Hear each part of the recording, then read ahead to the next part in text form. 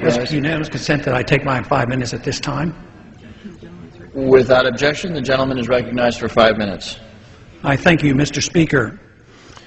Today, the motion to instruct on the comprehensive Iranian sanction bill was passed overwhelmingly. 400 to 11. 11 individuals said that this was not a good idea. I was one of those 11. I'd like to explain why I think the sanction bills against the Iranians is very, very dangerous and not well thought out. Sanctions are very serious. Sanctions are literally an act of war. When you prevent certain goods and services going into a country, it's like a blockade.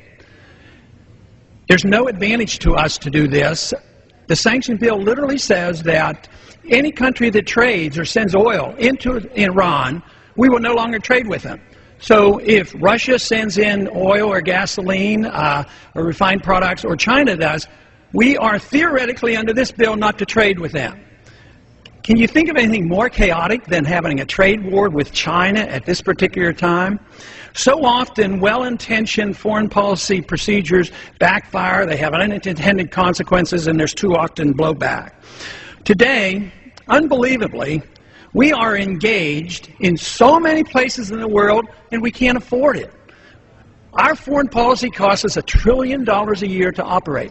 We're in 135 countries. We have over 700 bases throughout the world. We are engaged in military confrontation in Iraq, Afghanistan, and Pakistan. We're bombing in Yemen, and as well as having surrogates fighting in Somalia.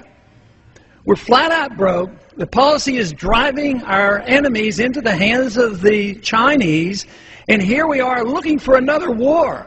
It makes no sense whatsoever. The conversation today was nothing more than war propaganda on why we have to get ready to bomb the Iranians. There is no proof, according to our CIA, that they're actually working on a nuclear weapon. Now, I'm sure they would like to. Why not?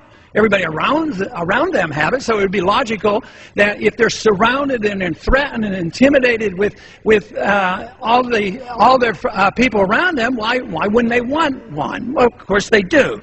But others have it. They have never been found in violation of the Non-Proliferation Treaty. Never. And yet, Pakistan, India, and Israel, they don't even belong. And they're our friends, and we give them money. Pakistan, they get support from us. They have nuclear weapons, and they have been known to send nuclear technology to North Korea. So the whole process makes so little sense.